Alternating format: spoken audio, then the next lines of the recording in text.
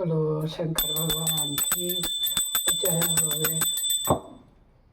मेरे चैनल में आप सभी का स्वागत है।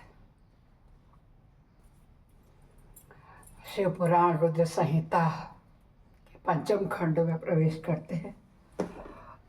जिसे श्रवण कर मिट जाती है जन्म जन्म की व्यथा, यही है शिव शंकर कथा। यही है भोले बाबा की कथा, यही है शिव शंकर की कथा, यही है भोले बाबा की कथा। गजाननं भूतगणाधिसेवितं कल्पितजम्बुफलचारुभक्षणं उमासुतं शोकविनाशकारकं नमामि विघ्नेश्वरपादपङ्कजं। नीलाम्बुजामर्कोमलाङ्गं सीतासमारोपितवामभागं पाणो महासायक चारुचापं नमामि रामं रघुवंशनाथं। कर्पूरगौरं करुणावतारं संसार सारभुजगेन्द्रहारं सदा वसन्तं हृदयारविन्दे भवं भवानी सहितं नमामि। त्वमेव माता पिता त्वमेव बन्धुश्च सखा त्वमेव विद्या द्रविणं त्वमेव सर्वं मम देवदेव। गुरुर्ब्रह्मा गुरुर्विष्णु गुरुर्देवो महेश्वर गुरु साक्षात् ब्रह्मा तस्मै श्री गुरुवे नमः। तस्मै श्री गुरुवे नमः। आनंदी आनंद कर सब संकट दूर, जो सेवक शरण पड़े सदा रहे भरपूर। तुम दाता हम मांगता, दिया तुम्हारी खाए, तुम ऐसी दाता जगमाता, छोड़ तुम्हें और किस दर जाए। सदा भवानी दायिनी सिद्धि करे गणेश, पंचदेव रक्षा करे ब्रह्मा विष्णु महेश। सर्वे भवन्तु सुखिनः, सर्वे सन्तु निरामया, सर्वे भद्राणि पश्यन्तु मा कश्चित् दुःखभाग् भवेत्। नमः शिवाय ओम नमः शिवाय ओम नमः शिवाय ओम नमः शिवाय ओम नमः शिवाय ओम नमः शिवाय ओम नमः शिवाय। बोलो शंकर भगवान की जय। पाप हर, कष्ट हर, संकष्ट हर, कर सभी समस्याओं का हल। शेष शंकर भगवान की जय होगी। भक्तों, कल हमने कौन सा अध्याय पढ़ा था, क्या आप लोग बताएंगे? नहीं, 30 अध्याय तक हम पढ़ चुके थे। आज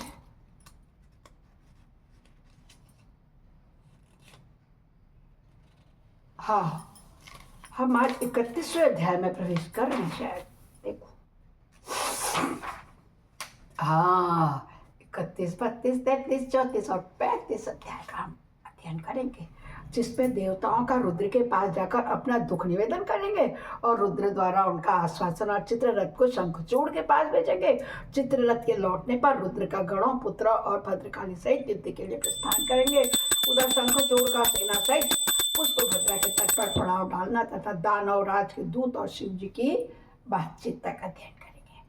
बल शंकर भगवान की जय। हर हर हर महादेव। सनत कुमार जी कहते हैं, हे मुनि, तदंतर जो अत्यंत दीनता को प्राप्त हो गए थे, उन ब्रह्मा और विष्णु का वचन सुनकर शिव जी मुस्कुराए और मेघ गर्जना के समान गंभीर वाणी में बोले। क्या कहा शिव जी ने? हे हरे, हे ब्राह्मण, यानी ब्रह्मा और विष्णु से कह रहे हैं, तुम लोग शंखचूड़ द्वारा उत्पन्न हुए भय को सर्वथा त्याग दो, निस्संदेह तुम्हारा कल्याण होगा। मैं शंखचूड़ का सारा वृत्तांत यथार्थ रूप से जानता हूँ। यह पूर्व जन्म में एक गोप था जो ऐश्वर्यशाली भगवान श्री कृष्ण का भक्त था। इसका नाम सुदामा था। वही सुदामा राधा जी के नाम से शंखचूड़ नामक दैत्यराज दानव राज होकर के उत्पन्न हुआ था। ये कल हमने पढ़ लिया था शायद ना।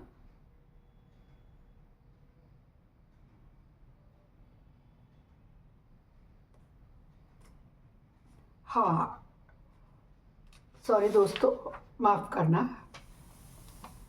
आज हम 36वें अध्याय में प्रवेश कर रहे हैं।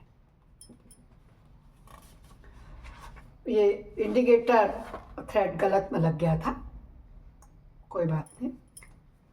हे शंभु, जितनी बार आपका नाम ले लो वही काम नहीं है। आज हम पढ़ रहे हैं 36 से 40 तक का अध्याय। सनत कुमार जी कहते हैं, हे महर्षि, उस दूत ने शंखचूड़ के पास जाकर विस्तार पूर्वक शिव जी का वचन कह सुनाया तथा तत्वतः उनके यथार्थ निश्चय को भी प्रकट किया। तब उसे सुनकर प्रतापी दानव राज शंखचूड़ ने भी परम प्रसन्नता पूर्वक समय हुए महाप्रखप नंदीश्वर सवार थे और उन्हीं के समान पराक्रमी वीरभद्र, भैरव, क्षेत्रपाल आदि उनके साथ थे। रणभूमि में पहुंचकर महेश्वर ने वीर रूप धारण कर लिया। उस समय उन रुद्र की बड़ी शोभा हो रही थी और वे मूर्तिमान काल से दिख रहे थे। तब शंखचूड़ की दृष्टि शिव जी पर पड़ी। तब वह विमान से उतर पड़ा और परम भक्ति के साथ दंड की भांति पृथ्वी पर लौटकर उसने सिर के बल उन्हें प्रणाम किया। इस प्रकार नमस्कार करने के पश्चात वह तुरंत ही अपने विमान पर जा बैठा और कवच धारण करके उसे धनुष बाण उठाया। फिर तो दोनों ओर से बाणों की झड़ी लग गई थी। जब व्यर्थ ही बाण वर्षा करने वाले शिव और शंखचूड़ का उग्र युद्ध सैकड़ों वर्षों तक चलता रहा। अंत में युद्ध स्थल में शंखचूड़ का वध करने के लिए महाबली महेश्वर ने सहसा अपना वह त्रिशूल उठाया, जिसका निवारण करना पड़े। बड़े तेजस्वी के लिए भी कर शक्य था। अब तत्काल ही उनका निषेध करने के लिए यह आकाश वाले, हे शंकर, मेरी प्रार्थना सुनिए और इस समय इस त्रिशूल को मत चलाइए। ईश, यद्यपि आप क्षणमात्र में पूरे ब्रह्मांड का विनाश करने में सर्वथा संपन्न हैं, फिर भी इस अकेले दानव शंखचूड़ की तो बात ही क्या है। तथापि आप स्वामी के द्वारा देव मर्यादा का विनाश नहीं होना चाहिए। महादेव, आप उस देव मर्यादा को सुनिए और उसे सत्य और सफल बनाइए। वह देव मर्यादा क्या थी कि जब तक इस शंखचूड़ के हाथ में श्री हरि का परम उग्र कवच वर्तमान रहेगा, इसकी प्रत्युता पत्नी तुलसी का भी सतीत्व अखंडित रहेगा, तब तक इस संसार में जरा और मृत्यु अपना प्रभाव भी इस पर नहीं डाल सकेंगे। वरदान था उनको। अतः जगदीश्वर शंकर ब्रह्मा के इस वचन को सत्य कीजिए, त्रिशूल का प्रयोग मत कीजिए। तब सत्पुरुषों के आश्रय स्वरूप शिव जी ने उस आकाशवाणी को सुनकर तथास्तु कहकर स्वीकार कर लिया और विष्णु को उस कार्य के लिए प्रेरित किया। फिर तो शिव जी की इच्छा से विष्णु वहां से चल पड़े। तब वे माया महिमियों से भी श्रेष्ठ मायावी ठहरे। अतः उन्होंने एक वृद्ध ब्राह्मण का वेश धारण किया और शंखचूड़ के निकट जाकर उससे यो कहा। वृद्ध बोले, क्या बोले? दानवेंद्र, इस समय मैं याचक होकर तुम्हारे पास आया हूँ, तुम मुझे भिक्षा दो। दीन वत्सल, अभी मैं अपने मनोरथ को प्रकट नहीं कर पाऊंगा। जब तुम देना स्वीकार कर लोगे तब पीछे मैं उसे बताऊंगा और तब तुम उसे पूर्ण करना। कहते हैं ना, पहले प्रॉमिस करो फिर बात कहूंगा, वही बात आ गई। ब्राह्मण की बात सुनकर राजेंद्र शंखचूड़ का मुख और नेत्र प्रसन्नता से खुल उठा। जब उसने ओम कहकर उसे स्वीकार कर लिया तब ब्राह्मण ने छल पूर्वक कहा, मैं तुम्हारा कवच चाहता हूँ। लो, कौन सा कवच? जो ब्रह्मा जी ने उन्हें यही ध्यान दिया था। यह सुनकर ऐश्वर्यशाली दानव राज शंखचूड़ ने, जो ब्राह्मण भक्त और सत्यवान था, दिव्य कवच जो उसे प्राण के समान था, ब्राह्मण को दे दिया। इस प्रकार श्री हरि ने माया उससे वह कवच ले गया। बोलो शंकर भगवान के साथ श्री कृष्णचंद्र भगवान की जय होवे। श्री हरि ने माया द्वारा उससे वह कवच ले लिया। फिर शंखचूड़ का रूप धारण करके वे तुलसी के पास चले गए, है ना। वहां जाकर सबके आत्मा एवं तुलसी के नित्य स्वामी श्रीहरि ने शंखचूड़ रूप से उसका शील हरण कर लिया। ये ऐसे मायावी छलिया हैं, खुद वरदान देते हैं और खुद ही दानवों का तो नाश करने के लिए कुछ भी कर सकते हैं। तो शंखचूड़ के रूप में गए तो तुलसी का क्या कसूर? उसने सोचा मेरे पति है, उन्होंने उसका शील हरण कर लिया। जय हो ब्रह्म विष्णु भगवान की। इसी समय विष्णु भगवान ने शंभु से अपनी सारी बात क्या सुनाई। तब शिव जी ने शंखचूड़ के वध के निमित्त अपना उद्दीप्त त्रिशूल हाथ में लिया। परमात्मा शंकर का वह विजय नामक त्रिशूल अपनी उत्कृष्ट प्रभा बिखेर रहा था। उसमें सारी दिशाएं, पृथ्वी और आकाश प्रकाशित होते। वह मध्यकालीन करोड़ों और सूर्यों तथा प्रलय काली की शिखा के समान चमकीला था। उसका निवारण करना असंभव था। वह दुर्दुभ, कभी व्यर्थ न होने वाला और शत्रुओं का संहारक था। वह तेजों का अत्यंत उग्र समूह, संपूर्ण शास्त्र का सहायक, भयंकर और सारे देवताओं तथा असुरों के लिए दुस्सह्य था। वह एक ही स्थान पर ऐसे दमक रहा था मानो लीला का आश्रय लेकर संपूर्ण ब्रह्मांड का संहार करने के लिए उद्यत हो। उसकी लंबाई 1000 धनुष और चौड़ाई 100 हाथ थी। किसकी बात हो रही है? भगवान शंकर के त्रिशूल की। उस जीव ब्रह्म स्वरूप शूल का किसी के द्वारा निर्माण नहीं हुआ था, उसका रूप नित्य था। आकाश में चक्कर काटता हुआ वह त्रिशूल शिव जी की आज्ञा से शंखचूड़ के ऊपर गिरा और उसी क्षण उसे राख की ढेरी में बना दिया। विप्र महेश्वर का वह शूल मन के समान वेगशाली था। वह शीघ्र ही अपना कार्य करके पूरा करके शंकर जी के पास भी आता और फिर आकाश मार्ग से चला गया। बोलो शंकर भगवान की जय हो जय। उस समय स्वर्ग में दुंदुबिया बजने लगी, गंधर्व और किन्नर गान करने लगे, देवों तथा मुनियों की ने स्तुति करना प्रारंभ किया और अप्सराएं नृत्य करने लगी। शिव जी के ऊपर लगातार पुष्पों की वर्षा होने लगी और ब्रह्मा विष्णु इंद्र आदि देवता तथा मुनिगण उनकी प्रशंसा करने लगे। दानवराज शंखचूड़ भी शिव जी की कृपा से शांत हो गया और उसे उसके श्री कृष्ण पार्षद रूप की प्राप्ति हो गई। शंखचूड़ की हड्डियों से शंख जाति का प्रादुर्भाव हुआ था। जिस शंख का जल शंकर के अतिरिक्त समस्त देवताओं के लिए प्रशस्त माना जाता था। महामुनों, श्री हरि और लक्ष्मी जी को तथा उनके संबंधियों को भी शंख का जल विशेष रूप से अत्यंत प्रिय है, किंतु शिव के लिए नहीं है। इस प्रकार शंखचूड़ को मारकर शंकर उमा स्कंद और गणों के साथ प्रसन्नता पूर्वक नंदीश्वर पर सवार होकर शिवलोक को चले गए। भगवान श्री विष्णु ने वैकुंठ के लिए प्रस्थान किया और देवगण परमानंद मग्न हो गए, अपने अपने लोक को चले गए।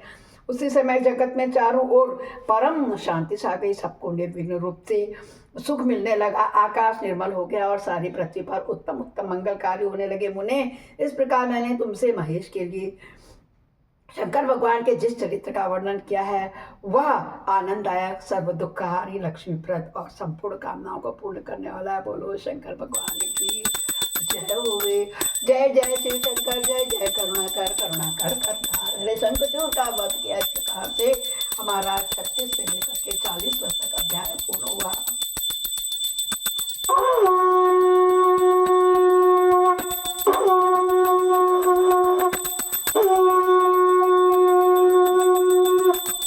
अपराध सहस्राणि क्रियन्ते अनिशम्यया दासोऽमिति माम त्वां क्षमस्व परमेश्वरी। आवाहनं न जानामि विसर्जनं पूजां चैव न जानामि क्षम्यतां परमेश्वरी। मंत्रहीनं क्रियाहीनं भक्तिहीनं सुरेश्वरी। यद् पूजितं मया देवी परिपूर्णं तदस्तु मे। हे शंकर भगवान, हे अच्छा करना। कल को हम 41वें दोहे में प्रवेश करेंगे। तब तक के लिए सबको ओम नमः शिवाय। हर हर महादेव।